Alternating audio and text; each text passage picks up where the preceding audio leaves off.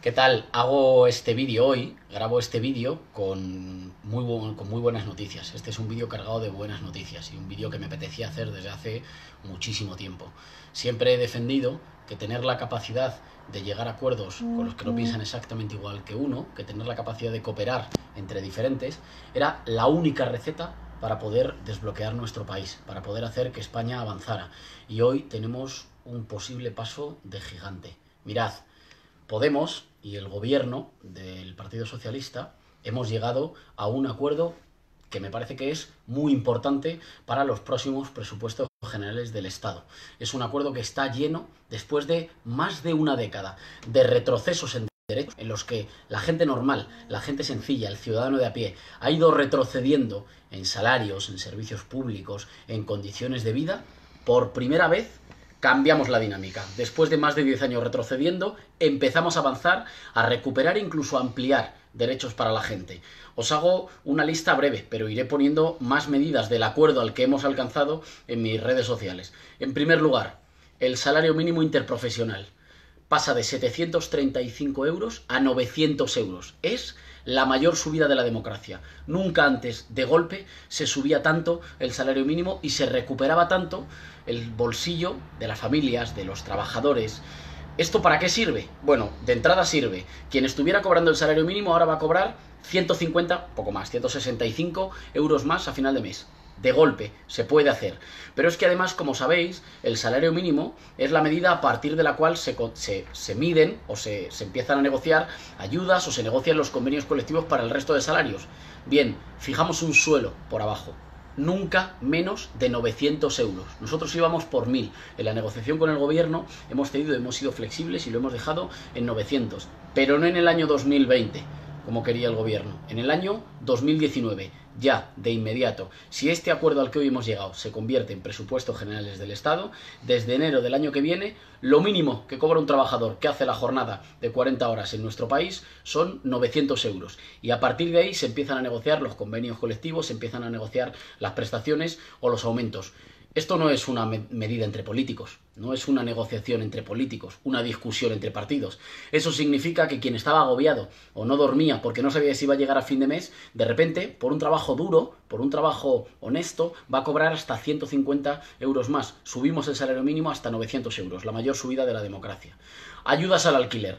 Aumentamos en casi un 40%, en un 38%, la dotación de recursos públicos para construir viviendas o poner vivienda pública en régimen de alquiler, para ayudar a que bajen los precios. Hasta un 38% más de recursos para eso. Y al mismo tiempo le entregamos más competencias a los ayuntamientos para que puedan proteger al inquilino y para que puedan regular los precios en las zonas que estén más tensionadas, donde, por ejemplo, por el turismo, por los pisos turísticos o por la especulación, los alquileres se hayan disparado más. Bien, le damos más competencias a los ayuntamientos, que eran quienes más estaban trabajando, pero con las manos atadas, les desatamos las manos para que puedan intervenir más en favor del derecho a la vivienda y en favor de reducir los precios de alquiler.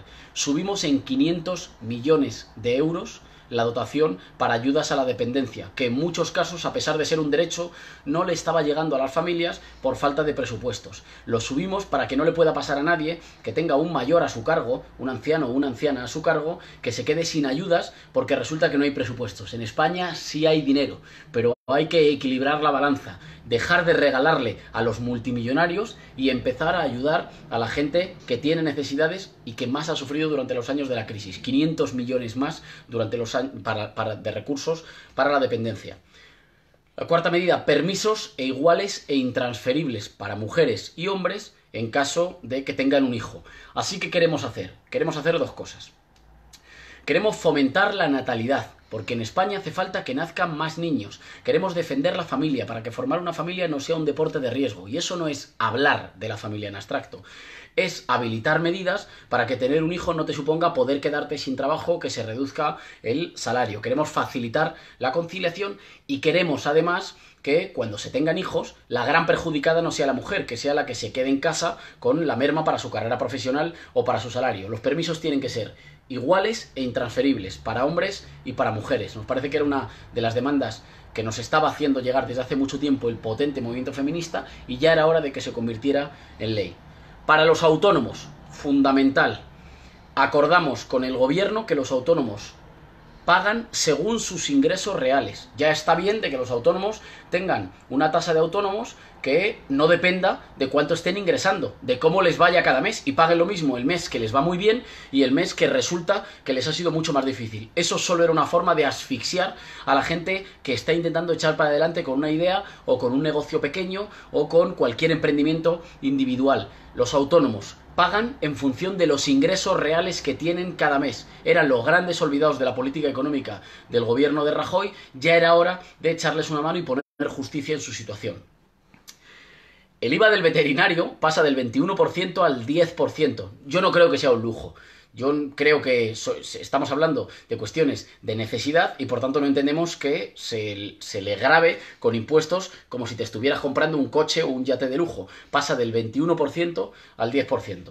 Una cosa que era de justicia en nuestro país. Derogamos el artículo 315.3 del Código Penal. Es un artículo que se hizo contra las huelgas y contra los sindicalistas. ¿Para qué? Para que cualquiera que estuviera informando a sus compañeros de una huelga, estuviera organizando una protesta, que son las protestas con las que a veces se defiende el empleo o se consiguen mejoras salariales para todas y para todos, con ese artículo que lo hizo el Partido Popular, muchos sindicalistas que defendían a sus compañeros los puestos de trabajo y los salarios han sido acusados con penas que les pedían entrar en la cárcel. Eso es una barbaridad. En el país de Rato, en el país de la Gürtel, de la Lezo y de los regalos para los multimillonarios, no se le puede pedir penas de prisión a quienes defienden el empleo, a quienes defienden los derechos de los trabajadores. Ese artículo se va fuera del Código Penal. Y hay mucha gente que nos dice, bueno, pero claro, ¿y todo esto cómo se financia? ¿Todo esto cómo se consigue? Pues mirad, en España nunca ha faltado dinero. No es verdad. En España el dinero no se evaporó. En España el dinero se concentró en la cúspide de la pirámide. En España el dinero se le regaló a los multimillonarios muchas veces para que lo sacaran de nuestro país, mientras se le recortaba a la gente sencilla, a la gente trabajadora, a los autónomos o a los pensionistas. Vamos a subir en un 1% el impuesto de patrimonio para los muy ricos que tengan más de 10 millones de euros. Porque hay que equilibrar la balanza en nuestro país y porque son medidas de justicia social. Y porque si no se produce la recuperación de la economía de las familias, nunca va a haber recuperación económica en nuestro país. No hay recuperación económica en nuestro país solo porque los grandes números crezcan. La recuperación económica es la recuperación del bolsillo de todo hijo de vecino que pueda después ir a gastarlo en ir a comprar al supermercado, a la peluquería, en arreglar el coche o en emprender para una idea o para un negocio que tiene. Para eso hay que equilibrar una balanza que en los años de la crisis se ha hecho muy injusta, muy desigual. Con estos acuerdos avanzamos en restablecerle derechos a la gente que más lo necesita y en construir un país más justo que, por tanto, es un país más moderno y más eficaz.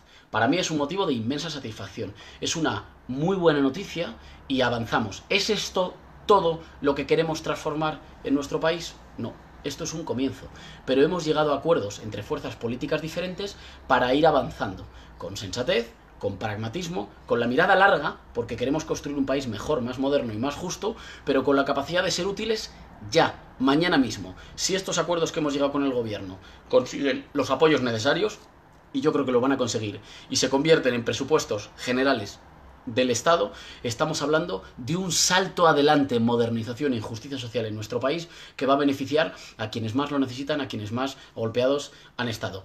Ese es el camino. Tenemos la mirada mucho más larga, vamos por más, pero conseguimos ya mejoras que transformen la vida de las españolas y de los españoles, de las familias que más golpeadas han sido durante la crisis. Es una magnífica noticia. Este es el camino que hay que profundizar y quería compartiroslo. Muchísimas gracias y un abrazo.